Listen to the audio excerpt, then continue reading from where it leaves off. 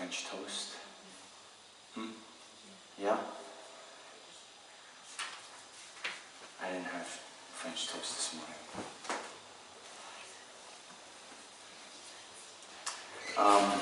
Okay. So anyway, good morning everyone.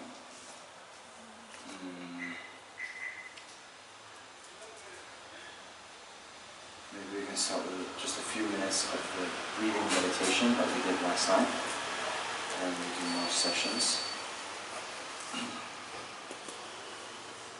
So please get into a comfortable meditation position, making sure that your back is straight, your shoulders are, kind of rolled up and back so that your chest is open, which will allow you to get more full breaths.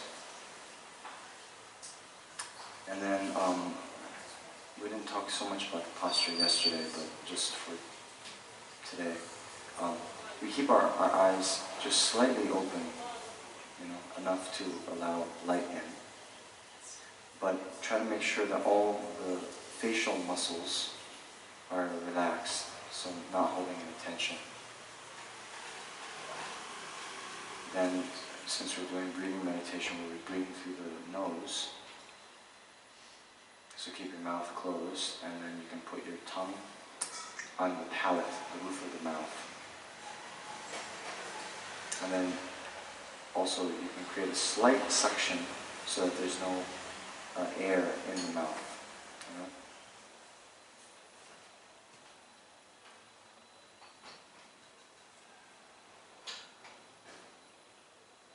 Then, like we described yesterday, the first few breaths, as you exhale a bit more forcefully than usual, and you imagine that all of your negative emotions, obscurations, sickness, negative karmas accumulated since within this time exit your body through the nostrils in the form of black smoke. On each subsequent breath, this black smoke goes farther and farther away and eventually dissipates into the sky, leaving not a single trace and leaving your mind completely pure.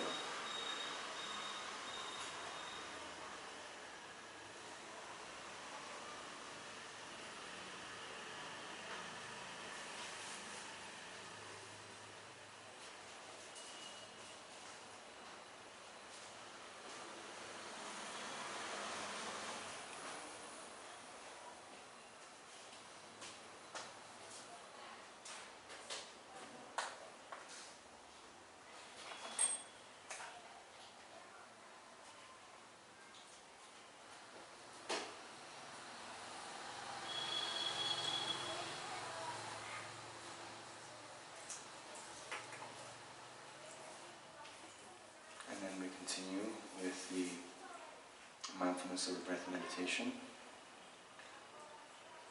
So now put your attention on the rising and falling of the abdomen as we inhale and exhale.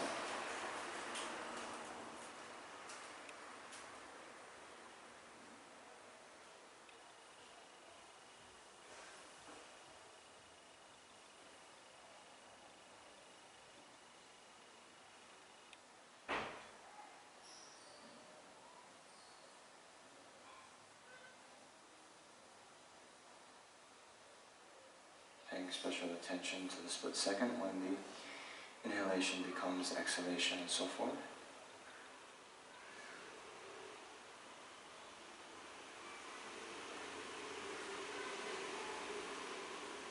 And also when other appearances occur in the mind, not engaging, not following after them.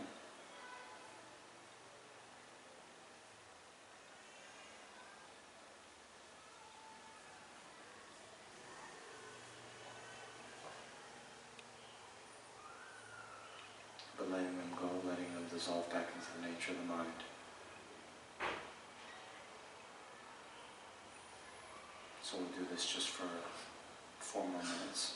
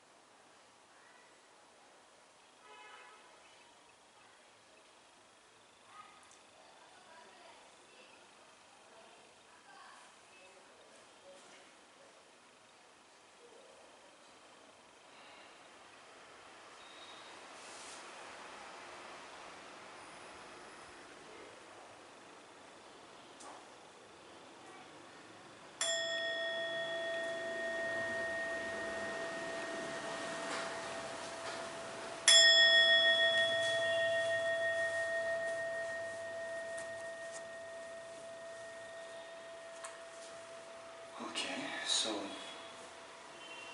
please bring your awareness back to the room, come out of meditation.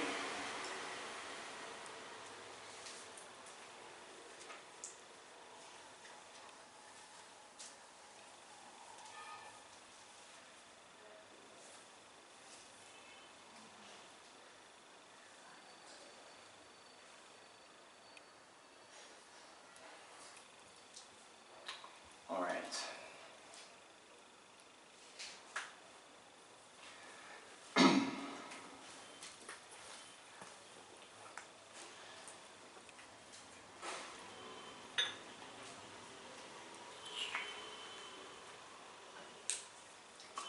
So,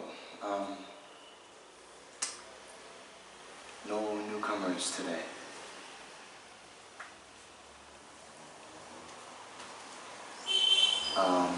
So let's just jump into things. You're here before. You understand what we're trying to do? Yes? I'll take your word for it. Okay? So, the past, actually 2 days, we went over the Dharma in general, the Mahayana Dharma in particular, and we were just starting this text, and I gave a basic overview of how this text is structured. And now where we are, we're in the patience chapter. Right, this text will talk about the 6 perfections, the 6 paramitas, which are the main practices of bodhisattvas. Yeah? And so the 3rd perfection is the perfection of patience. So that's where we are. And I think we're on stanza 84. 80, huh? 4. 84. Okay.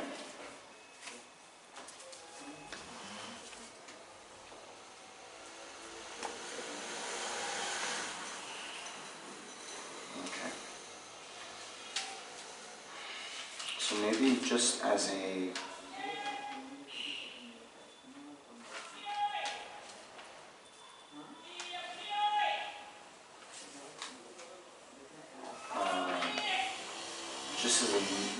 mini review of this chapter, you all have this one pager.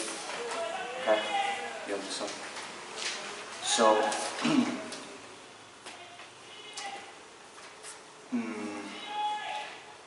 as we've talked about yesterday, right? The Lamrim, or graduated stages of the path to enlightenment, right? That's the one that distills all of the Buddha's teachings found in the sutras into a type of genre that puts those teachings in order. And then we're talking about how that then is kind of divided into 3 types of person, okay? So the kind of quintessential text of that genre is this Lamrim Chenmo, the great stages of the path to enlightenment. And so that text talks about the practices in quite some detail about the 3 types of person. And then when it gets to the great capable being, the person of great capacity, then it similarly, good morning, talks about these 6 perfections. Okay? So then, this one page has the outline of the patience chapter of the Namjong Chenmo. Okay? Did you have French toast this morning?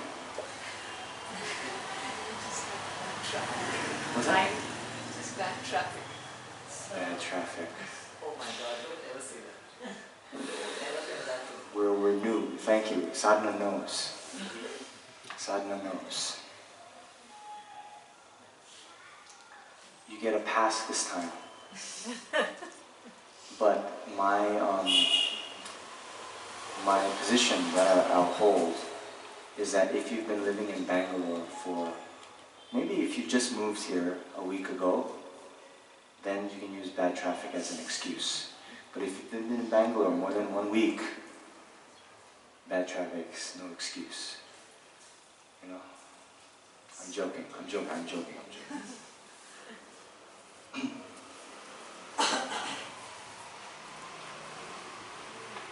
It's like,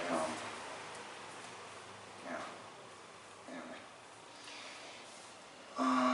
So what was I saying? Oh yes. Okay.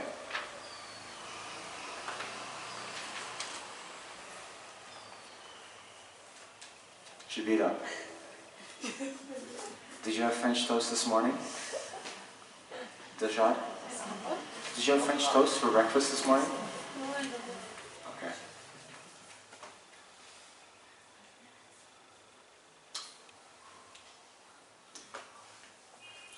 Now I'm hungry for French toast. And especially I tell you, my mom makes the best French toast. Oh, man.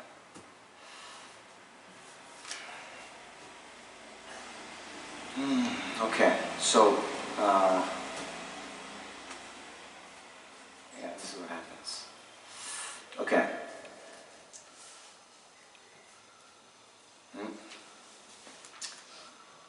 I'll kind of start over again.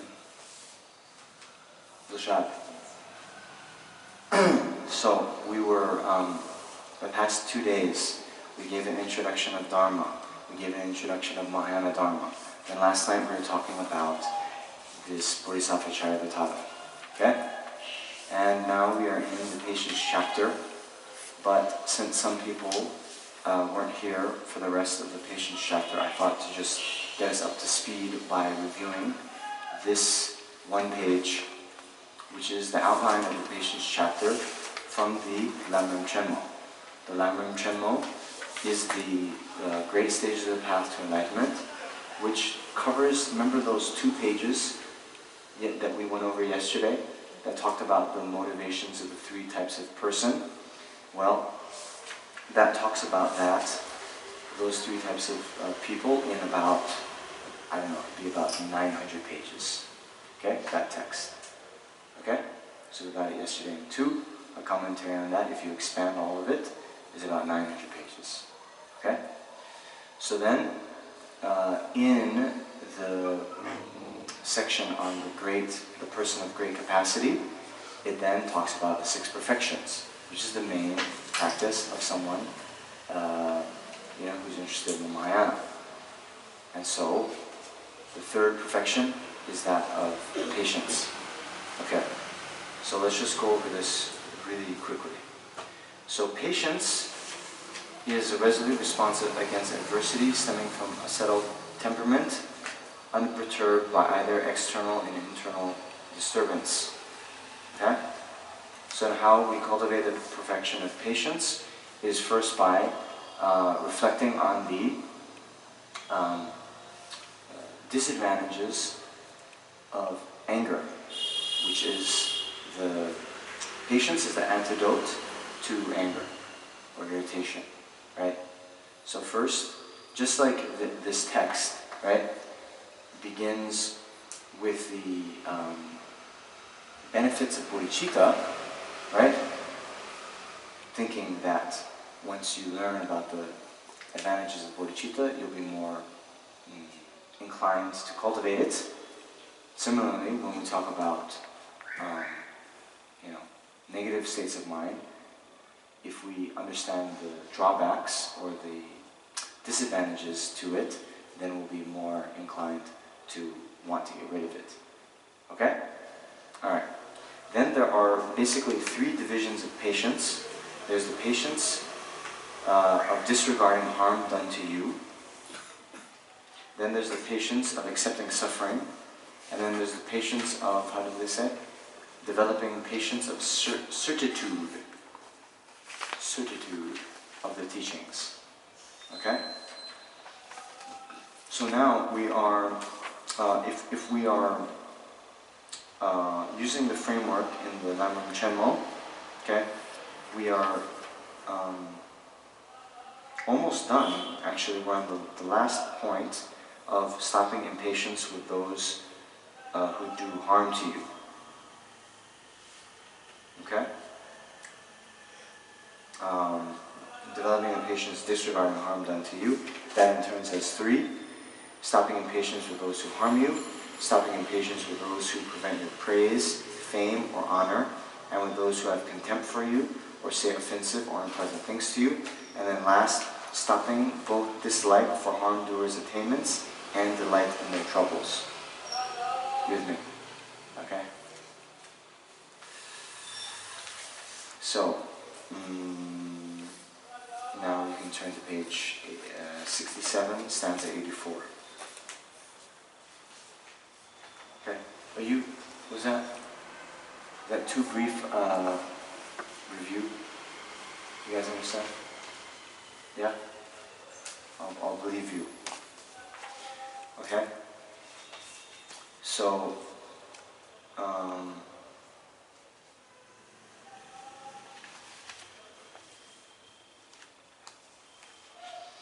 I'll say just one more thing. Maybe I don't believe you.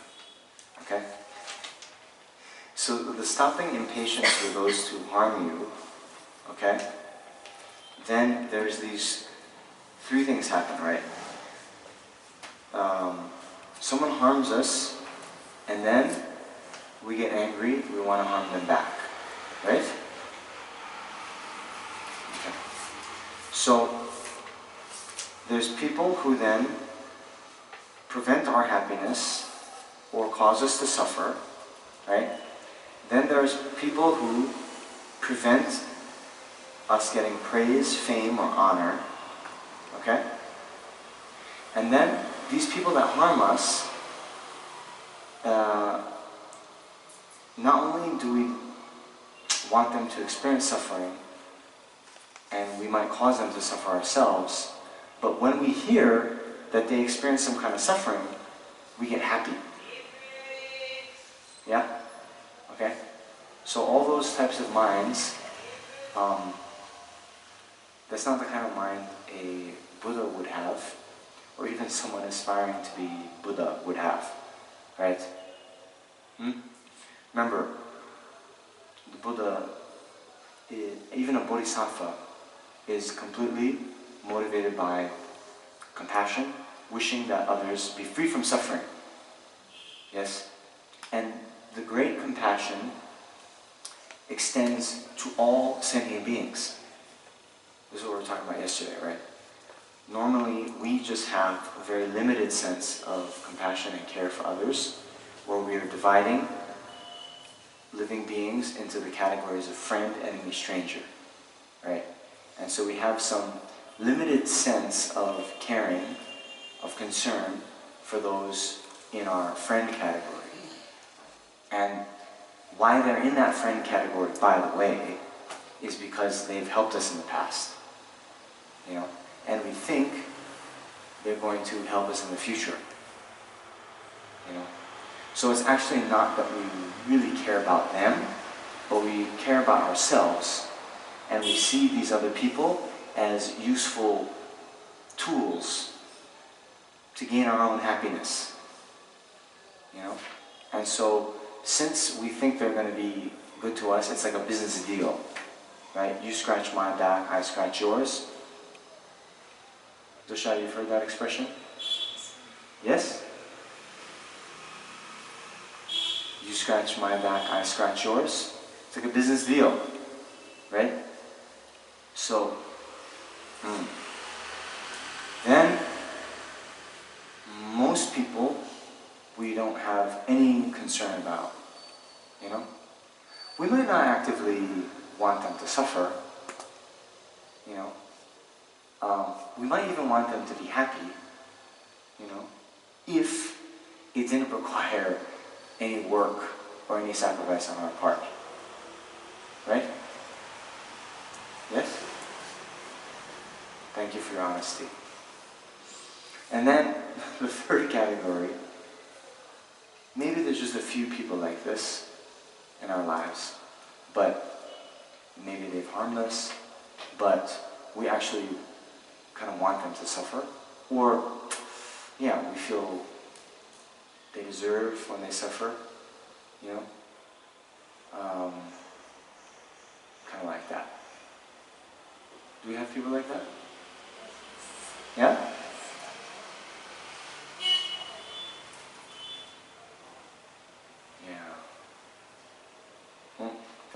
state. Okay? So, the Buddha, those categories, okay, sorry. Before we talk about the Buddha, let's talk about us, right? So we were saying, the reason why we have people in those categories is very, how do you say? Very superficial, you know? These people might have benefited us a little bit in this life, and therefore we're so, you know, enamored with them. Then the enemies, they might have done something very small, you know, to harm us.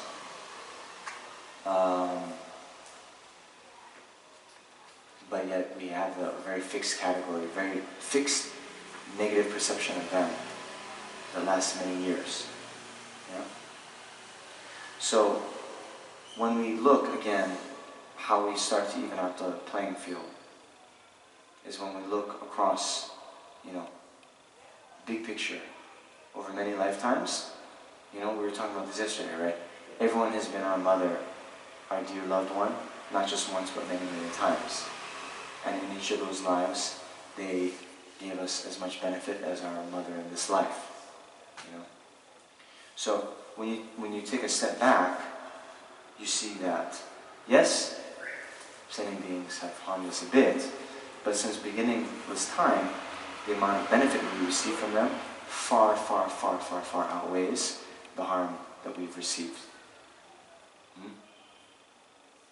Yeah?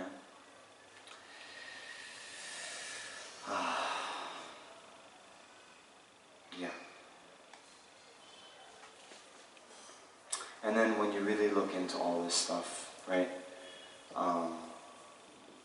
If you just look at here, right? Analysis of whether the object has self-control, right? We see that even the people that have harmed us, they in turn are under the control of their disturbing emotions, like their anger, their jealousy, and that's why they've harmed us. So just as when we have those negative emotions in our mental continuum, we then harm others, right?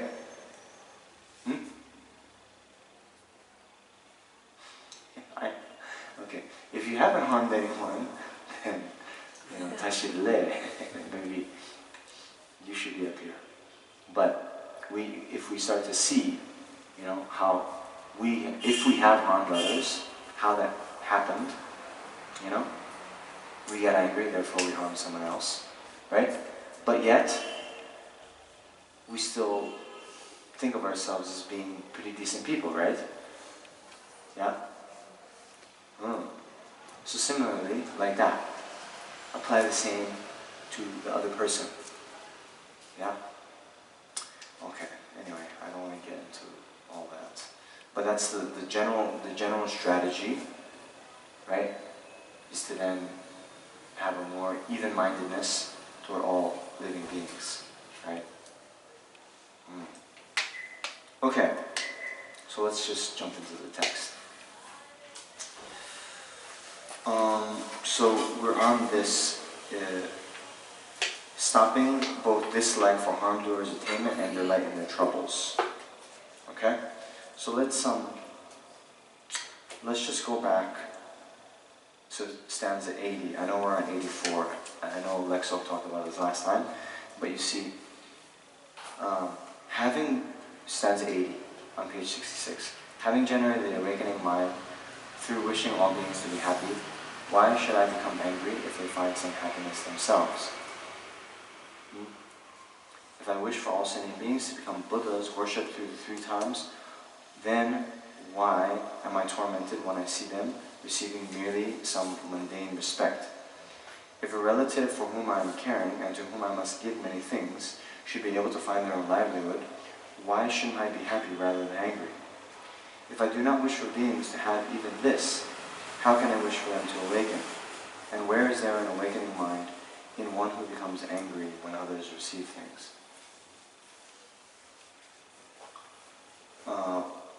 Okay. So that you heard last time, right? Okay. So basically, remember this mind of Bodhicitta that wants to become enlightened for the benefit of all sentient beings. And once we attain the state of enlightenment, we will then, work to establish all sentient beings to be in the state of enlightenment themselves. Okay? So basically what we really want for sentient beings is to become fully enlightened Buddhas. Okay? So, these are really great stanzas. So this is stanza 81, right? If, you know, now remember, by the way, this is a guide to a Bodhisattva's way of life. Okay? So these are the practices, this is how Bodhisattva should be thinking and acting. Okay? So, if we at the beginning say, okay, I'm going to become enlightened, fully enlightened Buddha for the benefit of all sentient beings, what we're saying is, we want all sentient beings to become Buddha. Then when they become Buddha, they will be respected and, you know, worshipped even by all the beings in the whole universe. Right? Okay. So now what happens? When someone has harmed us, okay, then like our rival gets some kind of, you know, promotion at work, or they win, I don't know, they win the badminton tournament, something, okay? We don't like it, yeah? We don't like it. We don't want them to experience even that, okay? So here Shantideva is saying,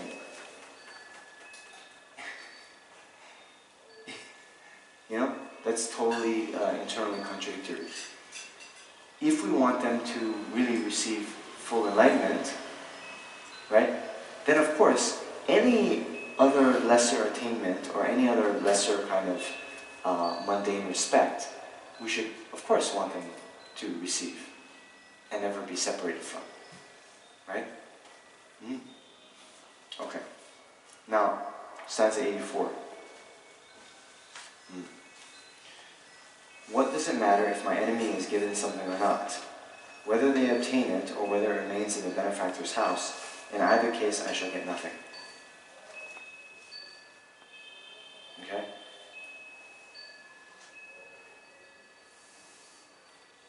You understand? Right?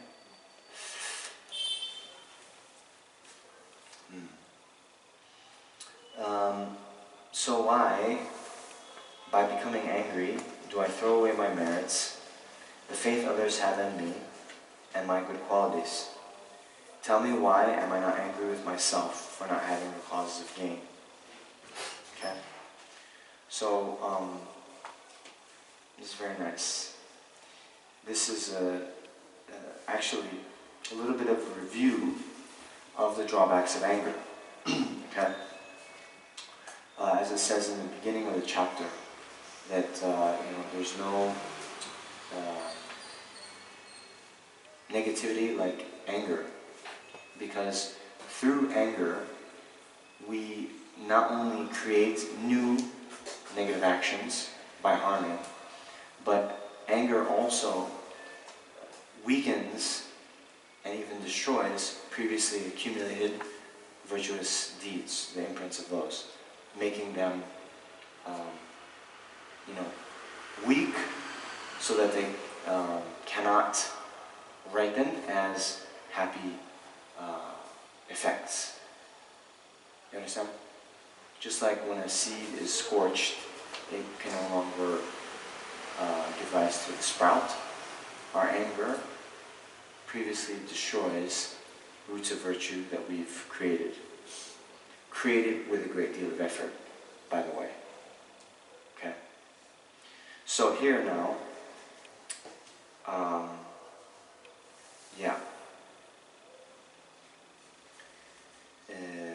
so why, by becoming angry, do I throw away my merits, meaning destroying my merits? Then what also happens when we get angry? Yes, girls? Huh?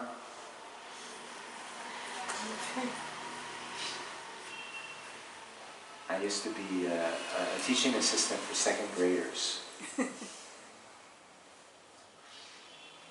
And in a second grade class, you know, sometimes if two were chatting, then the teacher would say, okay, now you come sit on the other side of the room.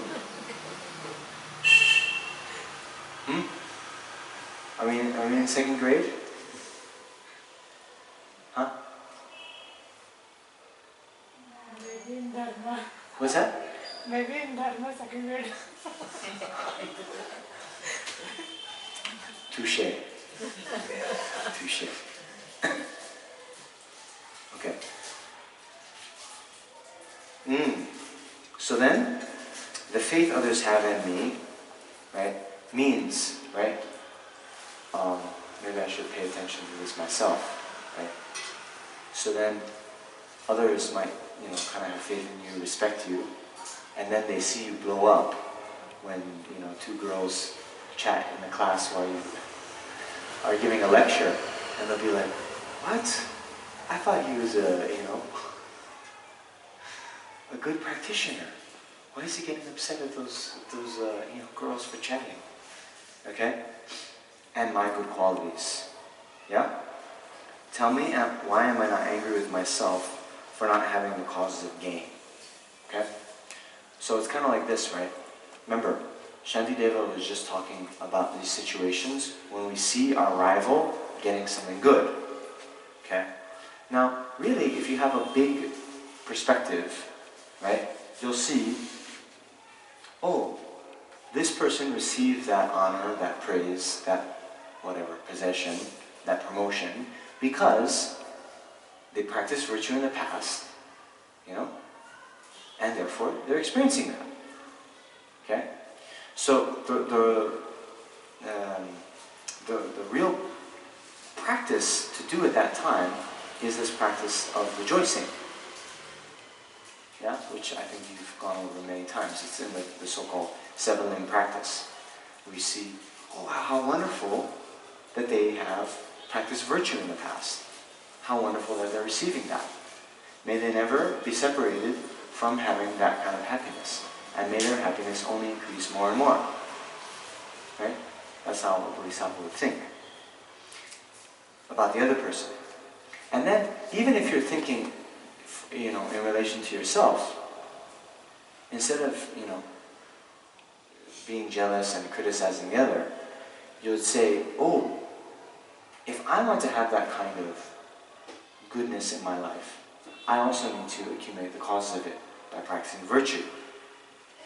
So rather than wasting time and being jealous, you would go out immediately and try to practice virtue. Is that what we do?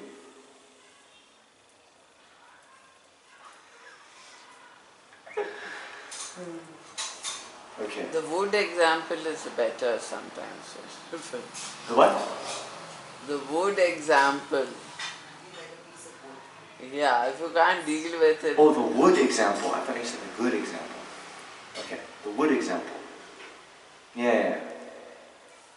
Okay. All right. So 86. Let alone not having any remorse about the wrongs you have committed, O mind, why do you wish to compete with others who have committed meritorious deeds?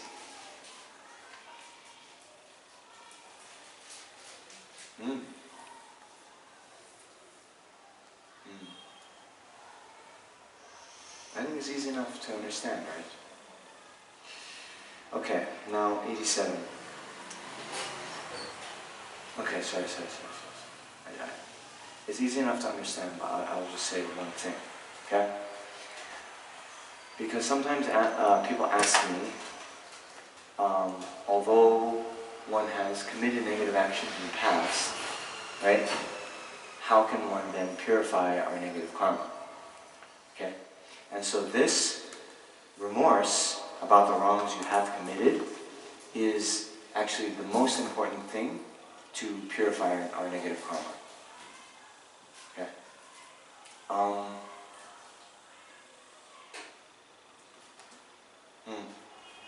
So, last weekend, was it last weekend? I went to a kind of youth conference in Mysore, like a Buddhist youth conference. And, well, for many beginners, the concept of karma is fraught with difficulties. And so especially some people have a kind of confusion about karma in this particular way, okay? So on the one hand, we say that everything we experience is due to the ripening effect of actions we ourselves have committed in the past, okay? All right. Now,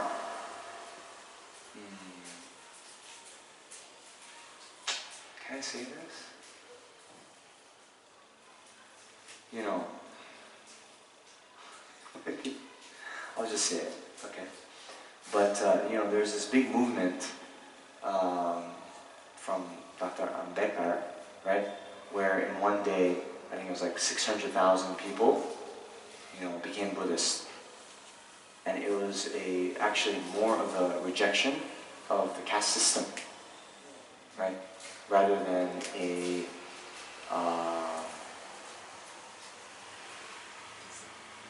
let's say, I have to be real careful with my words.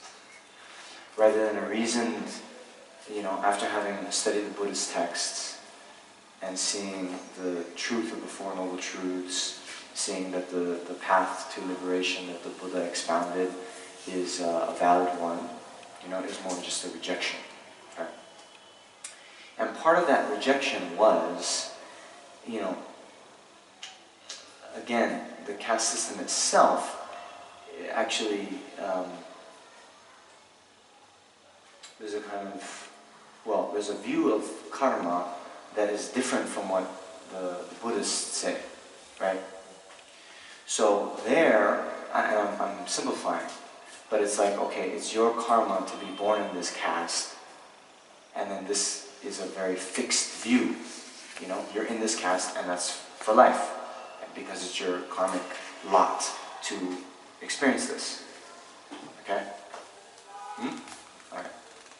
So then, in my talk to this group of university students who were from, I think, 13 universities all across Karnataka, then someone asked this question, you know, you're talking so much about karma, but, you know, what's the deal? Did the Buddha really teach that? Okay. You understand? Anita? Yeah. Sorry, late. I've asked other people this. I'm going to ask you too. Did you have French toast for breakfast? No? What? Did you have French toast for breakfast? French toast? Yeah. No, alas. Alas? Oh. What is that? Alas means I wish I had French toast. Oh, alas. Sorry. I thought you were saying you had a dish called alas for breakfast. And I was like, oh, what is that?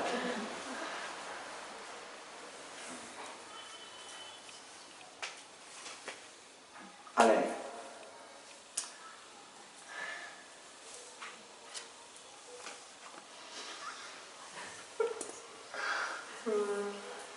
Okay, so what was I talking about? Oh, yeah, okay.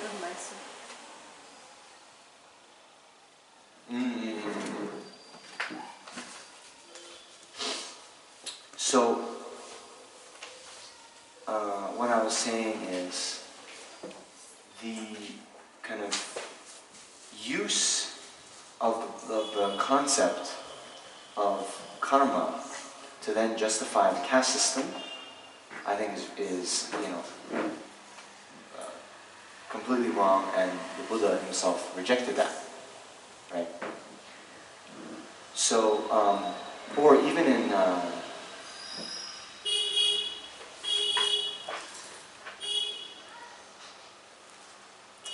Thailand, I heard this story that was then used by Richard Dawkins. You heard of him? He wrote this book called The God Delusion. And so he's a part of this movement called the New Atheists. And in his book, he talks about in Thailand how there was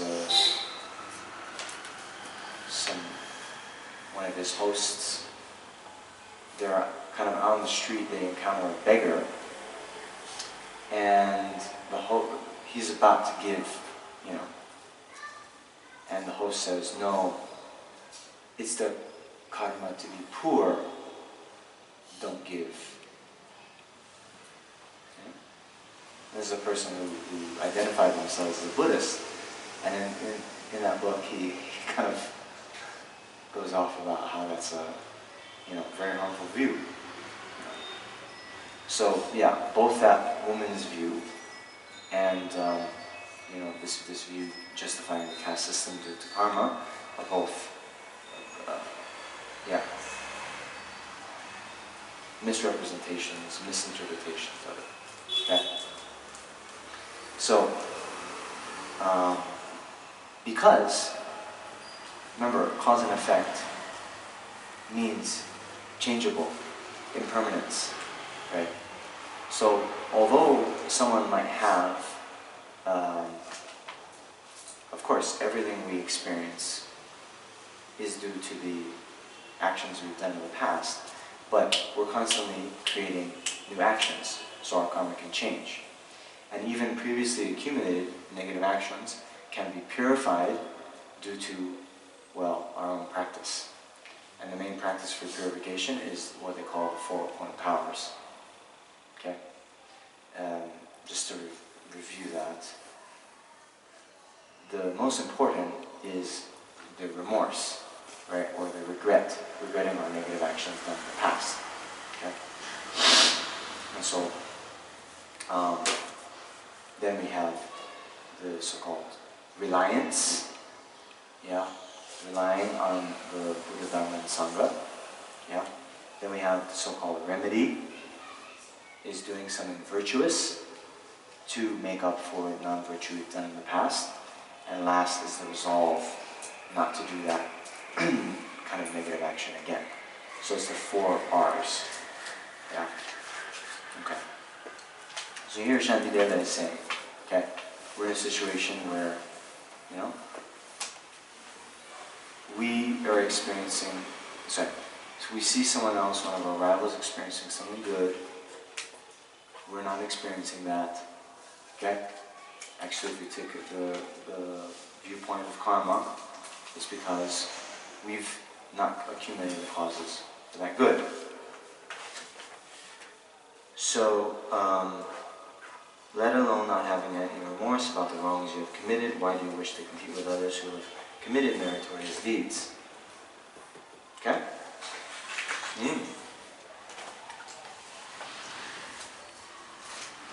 So then, 87, even if your enemy is made unhappy, what is there for you to be joyful about? You are merely wishing for them to be hurt, did not cause them to be injured. And even if the enemy does suffer as you had wished, what is there for you to be joyful about? If you say, for I shall be satisfied, how could there be anything more wretched than that?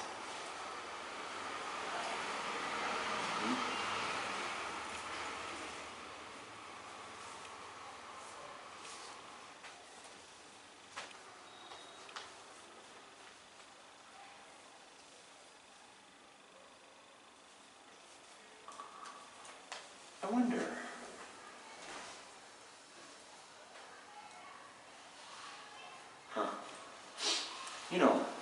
Sorry, this is a doubt that came into my head. I want to share it with you, something for you guys to think about. Right?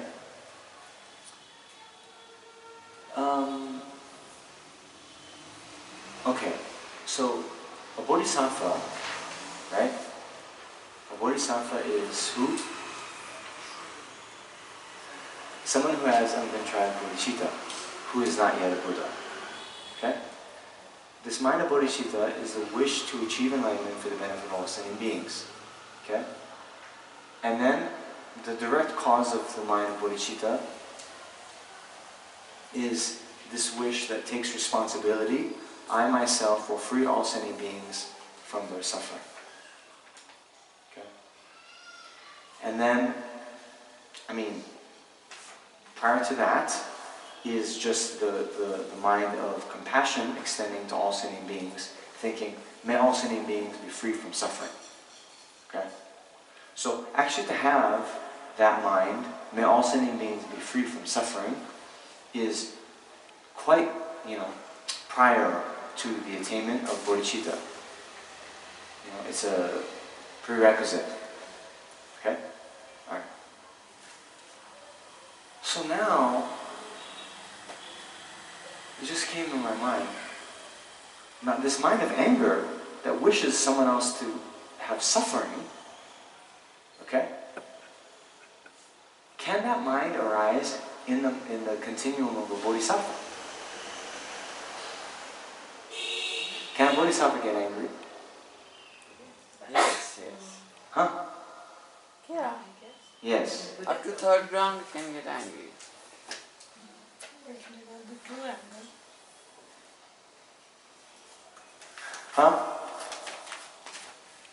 Okay, so Shanti.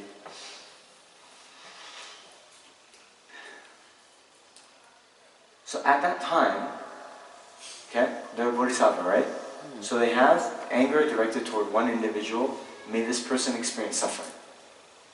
That kind of anger probably I don't think Bodhisattva can have to that extent. Then what kind of anger are they having? Little mild, like may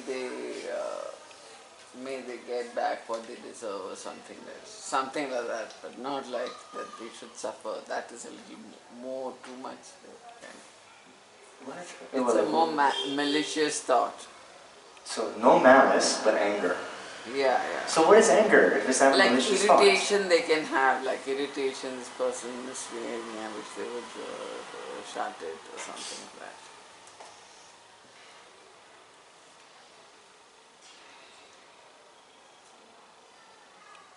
See, here, look, in 87, even if your enemy is made unhappy, what is there to be joyful about? You're merely wishing for them to be hurt, to not cause them to be angered. And if the enemy does suffer as you had wished, what is there for you to be joyful about? Okay? So Shantideva is talking about here, not just that we have some mild irritation, you know, but we actually are this wish for our enemy to be unhappy. Huh? That's a little too evil, I think. So that doesn't happen in a bodhisattva?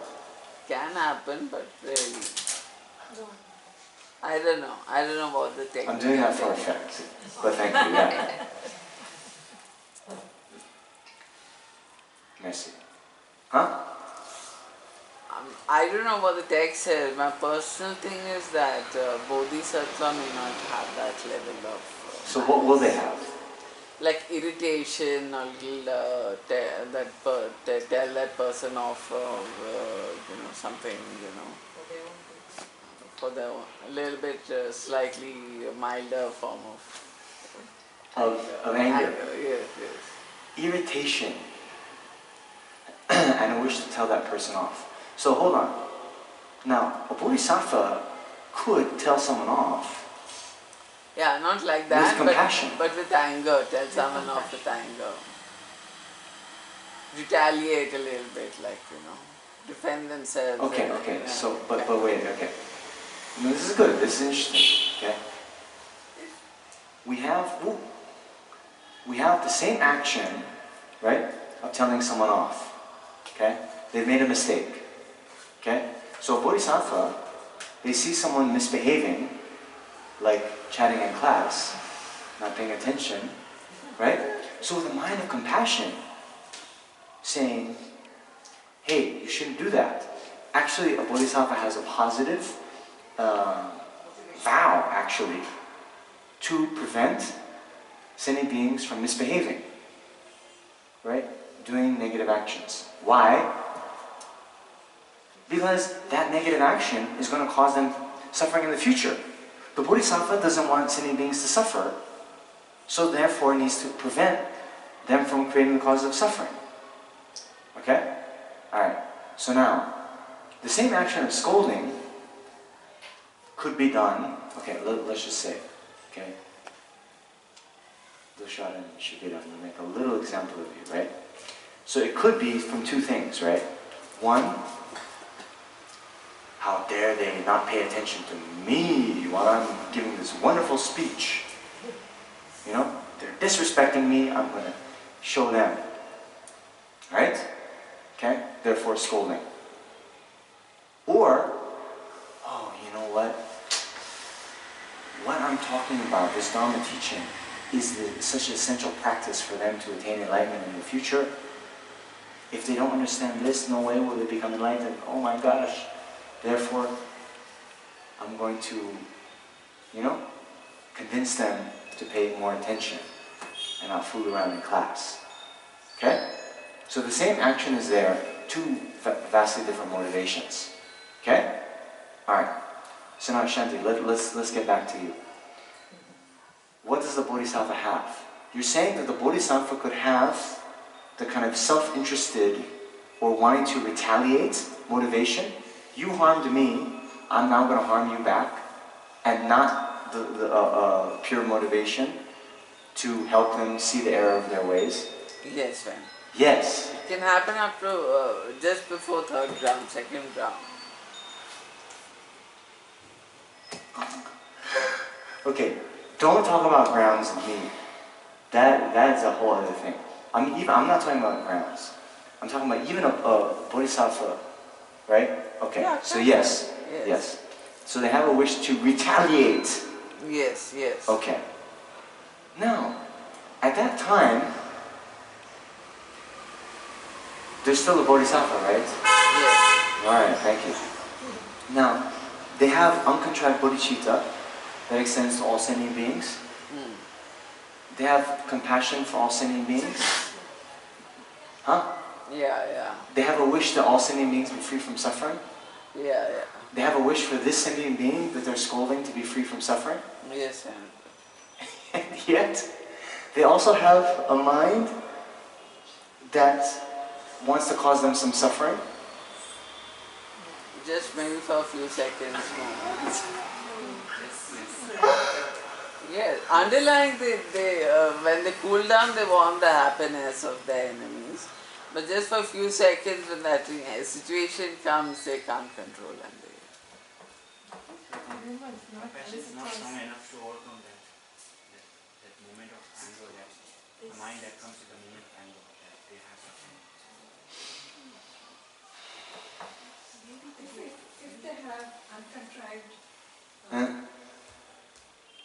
They're not well habituated enough because they're not progressed. if they have uncontrived compassion in their mental control, Yes. then either they are bodhisattvas or not.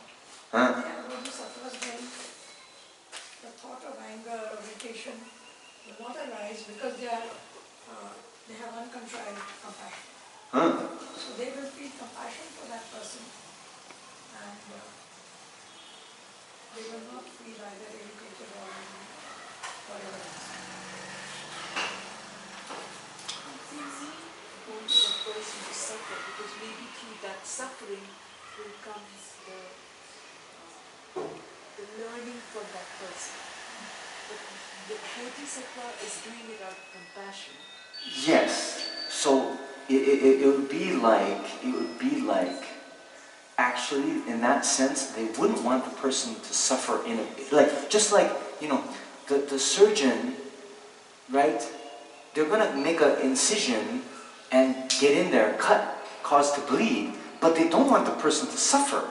They actually want the person to be free. So the Bodhisattva who's saying, I'm about to scold these two chatting girls who are not listening to me, is actually from compassion. I want not me. Bodhisattva, the scolding Bodhisattva, actually wants the aggregate amount of suffering that they'll experience from now until enlightenment to be the least as possible. Yes. Right? Yes. Yes or no? Yes, sir. Really? So then they wouldn't be retaliating. They still got self-cherishing, self-grasping. So they still got self-grasping ignorance, self-cherishing. So it takes control sometimes. It says in the text that they get angry, bodhisattvas get angry. So what does anger mean? They don't. There's different hues of anger. Even remorse is a kind of anger actually. In a way. Well, okay. You see, in this particular context, It is not. the remorse against negative actions we've done in the past is actually a virtuous thought. Right. And anger, okay, but let me deal with my boss here, okay? Shanti, have you ever heard the Dalai Lama or me say this one stanza by Buddha, just like a goldsmith, will analyze gold by cutting, rubbing, and scorching it? So you too should accept my words only after thorough analysis and not out of mere respect for me? Yes, and Yes. You all heard that? Okay? Yeah? So before someone buys gold, they don't just say, oh yeah, it's gold, okay, here's my credit card. But you check, you analyze, cutting it, rubbing it, weighing it, whatever, scorching it, to see if it's real or not. Now they have a BIS hallmark.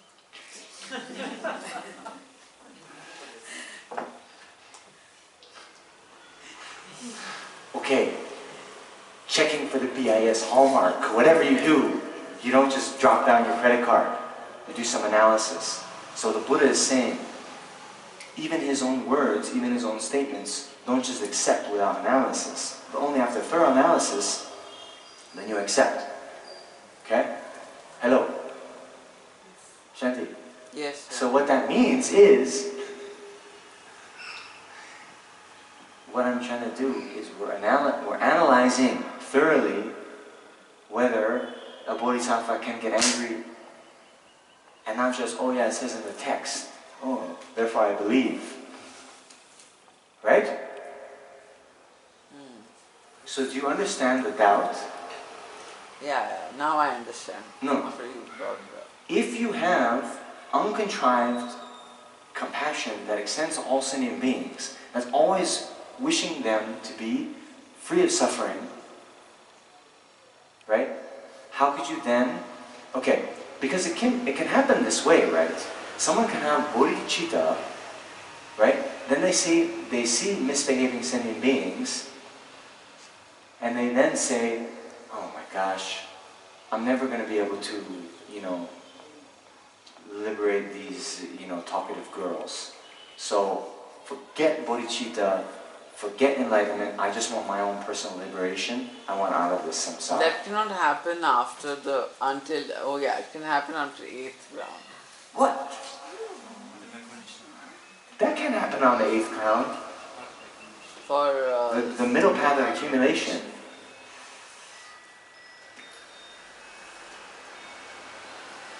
You see a stick thrown across the room out of compassion.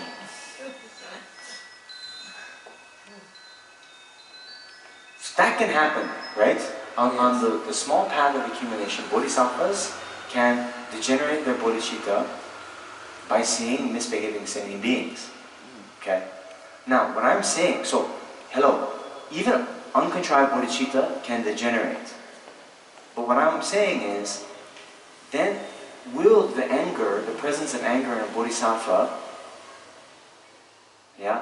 will they necessarily then cease to be a bodhisattva because their compassion, which is the cause of bodhicitta, that would then also degenerate? Yes, true. it will come back after a few seconds and bodhicitta is underlying. It's not in the forefront at that time.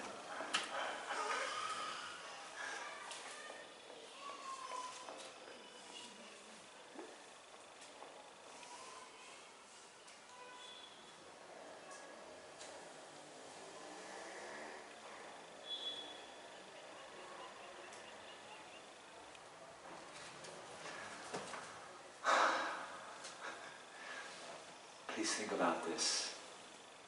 Okay? Especially you, boss. Okay? Because, in this own text it also says, right? You see, even if you have a thought to give something away, right? And then, out of miserliness, you say, okay, I'm not going to give it away anymore. Right? Then Shantideva says that's the cause to be reborn in the Preta realm. Okay? Alright. So now, a bodhisattva, you say, I'm going to liberate all sentient beings and establish them in the highest state of happiness. Okay?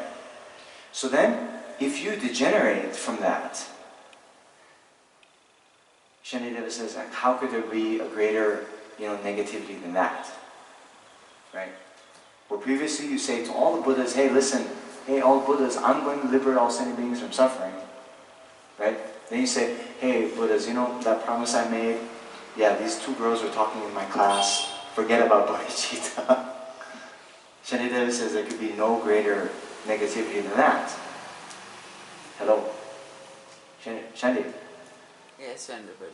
I agree. It's a betrayal. Yes. So now you're saying those bodhisattvas on the small path of accumulation, they get angry, but after a couple seconds, their bodhicitta will come back again. Huh? So think about it.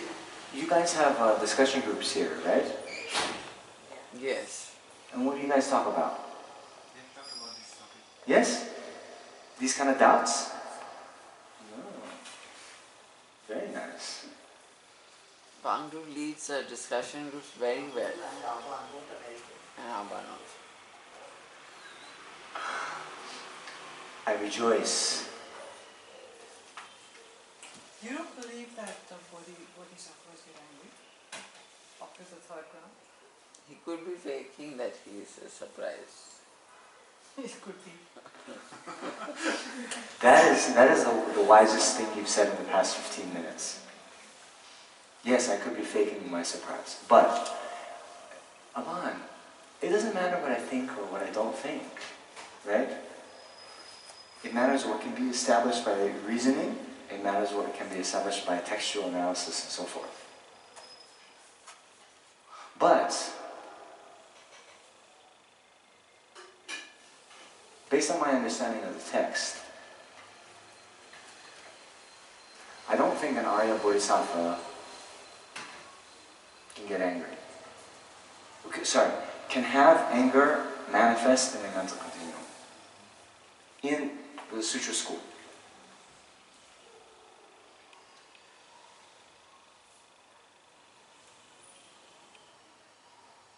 So why does it say then that up to the third round they can... Where does it say that? Shanti just said that, it says that. No. I've heard it separately. Exactly what she said. I've heard it separately. I think seeds of anger are not just manifest anger. Where have you heard it? Me? Yeah. In Dharamsala. You sure? At a teaching, yes, I'm absolutely sure. I wrote it down. So, the type of anger, are we talking about the type of anger? No, you just mentioned it. You just mentioned it like everybody knew about it. You see, hold on, okay. Now, okay, we're going to get a little bit deep. Sorry, we got deep 20 minutes ago. But, see, on each of the 6 perfections, the first 6 grounds, right, the Bodhisattva attains a special ability to practice a certain number of the perfections, right? Okay. So, in the 3rd ground, they achieve the special practice of patience, right? Right? Yes. But that doesn't mean before that they can get angry. Just like, for example, okay? Oh man, this is a bit much for you. On the patience level of the path of preparation, okay? The Bodhisattvas achieve a special ability that they're not going to be reborn in the lower realms due to karma and affliction anymore. Okay? But, the path of preparation is 4 stages, right? Heat, peak, the 3rd is patience. On the first and second, you know, they're not being born in the lower realms due to karma and affliction, even though they haven't achieved the special ability not to.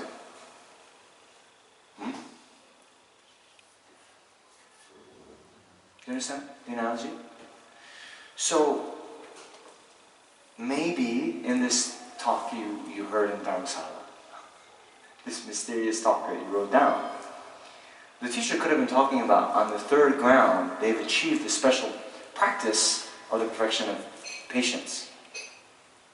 But even before that, that doesn't mean the discordant factor of anger can arise in the mental continuum. No, he said they discard the ability, they discard anger on the third ground. That's what he said. They discard anger on the third ground.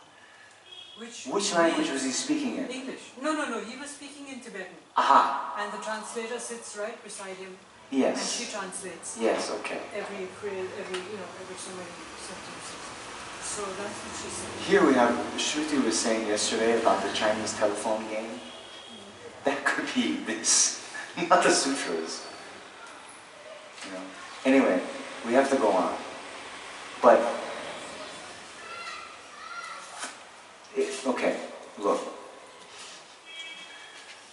A few people here who've been studying for a while, you understand this, right? When does a bodhisattva abandon the afflictions? On the 8th round. Okay? What does the abandonment of afflictions mean? It abandons the manifest afflictions and their seeds. Means the ability for them to arise again in their continuum. Okay? But, okay. And for someone who, from the beginning, only has entered the Mahayana path, all of the afflictions are abandoned at the same time. It's not that, first ground you abandon jealousy, second ground you abandon attachment, third ground you abandon anger, right? They're abandoned all at the same time. So definitely it's not the case that on the third ground they're abandoned anger along with the seeds.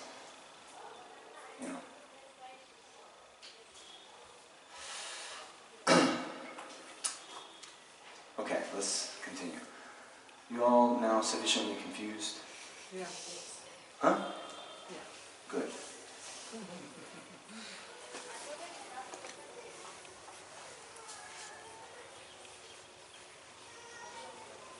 You have to understand this, right?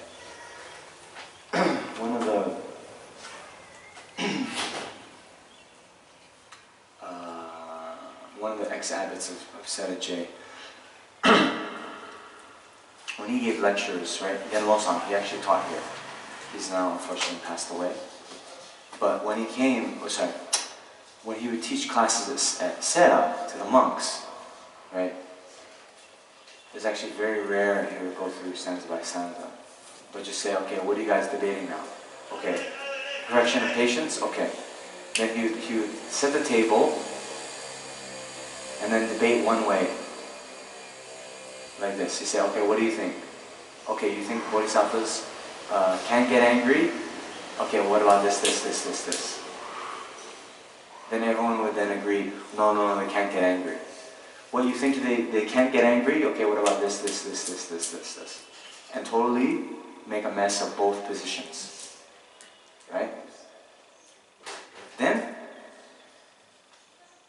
you then go and you debate. And you see what is more persuasive. That's what we do at the debate courtyard every day, right? Right? Remember, it's not about spoon-feeding the answer. That's why, Abam, you say, do you believe this is the third ground? That in and of itself, that's why I say it doesn't matter what I believe.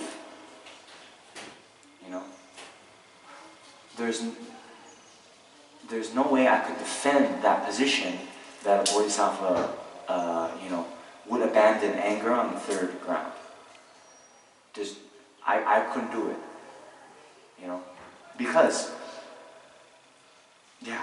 I haven't seen anything in the text like that. Right? Okay.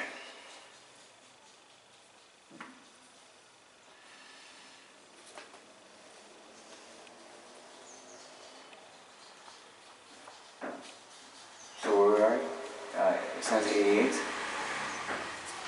Even if the enemy does suffer as you would wish, what is there for you to be joyful about? If you say, for I shall be satisfied, how could there be anything more wretched than that?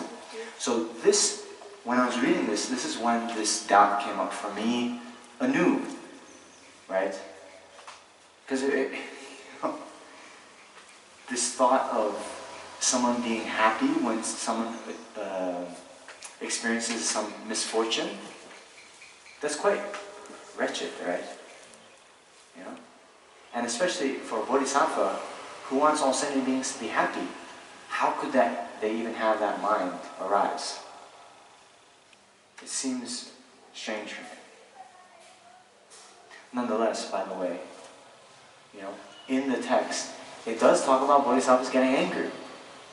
And it talks about actually bodhisattvas on the path of preparation getting angry. You know? But it doesn't, I've never seen anything talking about Arya bodhisattvas getting angry. But that, I think, is from the path of seeing, not the third ground.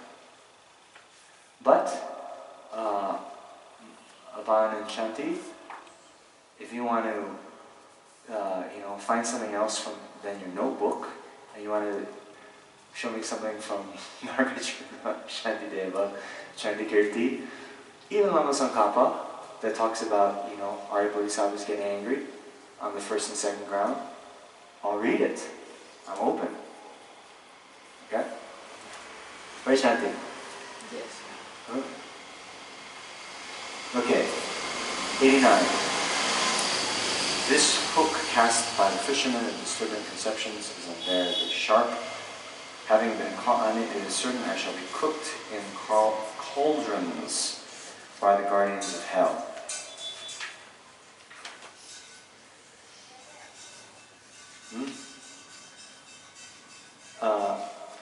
Hey, girls, hello. No, I was just saying that it seems we heard all these things she's saying that. Then I told her, yeah, I'm Buddha, I told her, yes, no. I see.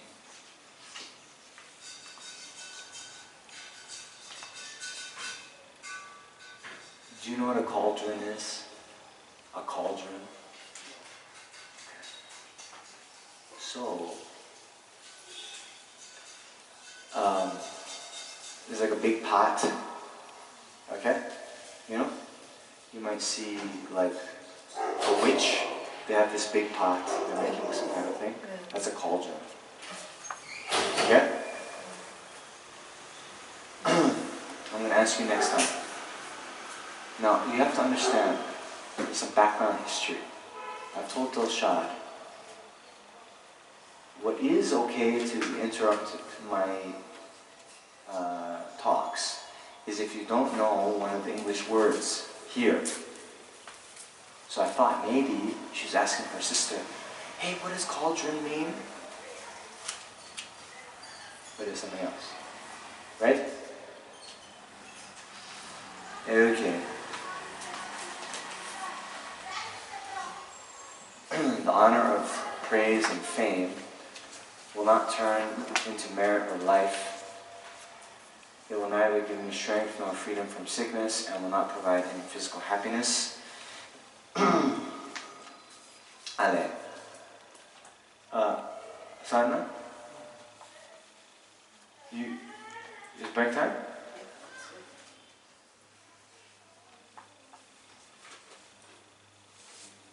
You guys want a break? Huh? You just got here. Snacks are there, right? Yeah? They are ready. When it is fresh only, we have to take it.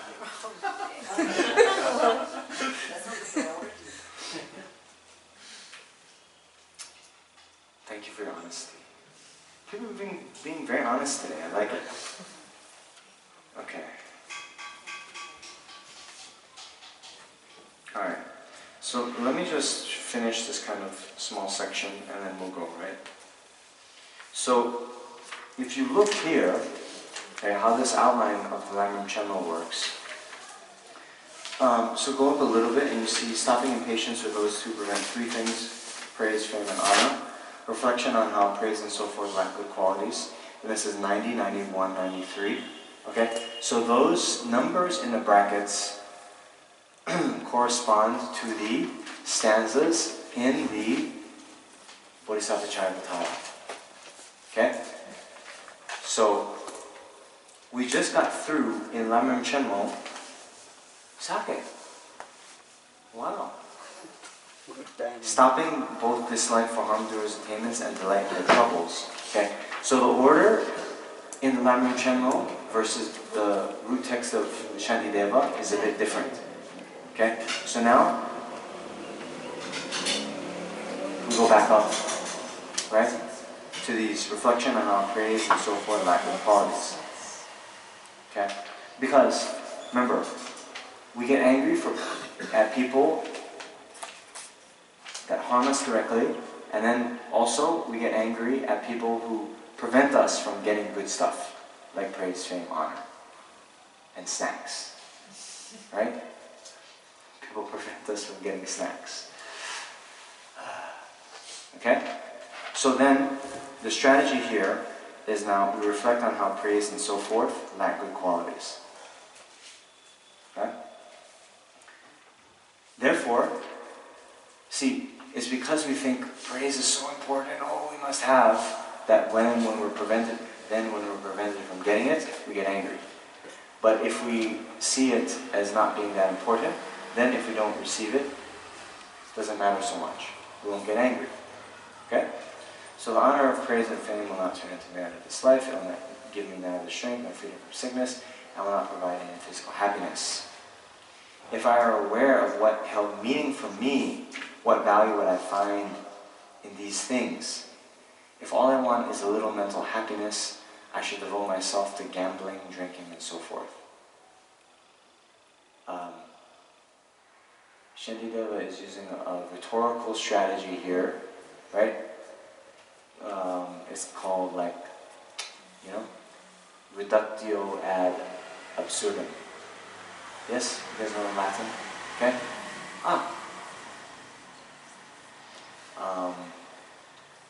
Reductio ad absurdum. Okay, absurdum is absurd.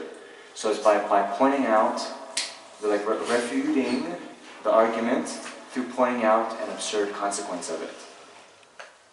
Okay? Yes, this is how consequentialists do, and Shantideva is a consequentialist.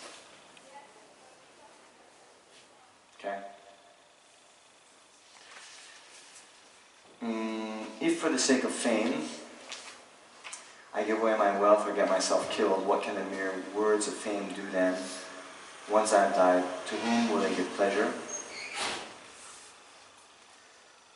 I like this. When their sandcastles collapse, children howl in despair. Likewise, when my praise and reputation decline, my mind becomes like a little child. Okay? Very, very nice analogy here. Okay? You guys know sandcastles? Yes? Sandcastle. No? Yeah. Sandcastle. Oh, you should be on the page. Right? You know, the children go to the beach, they make these castles. Right? Okay?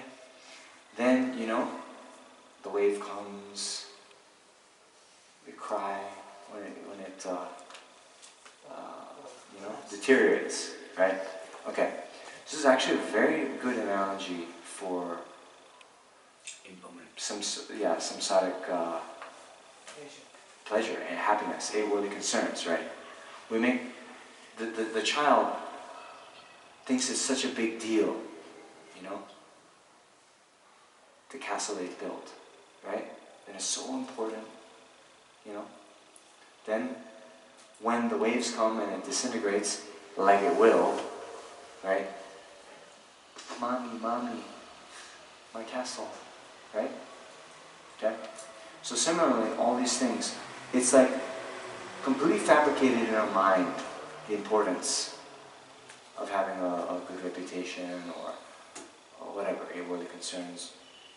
fame, gain, good reputation, all this stuff, right?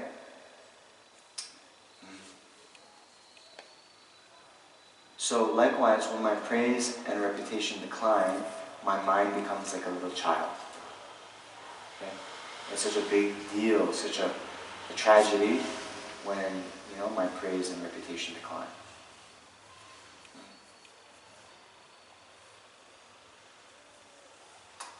Okay. Think about that. We'll break now.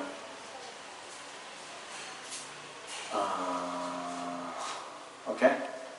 You guys deserve a break?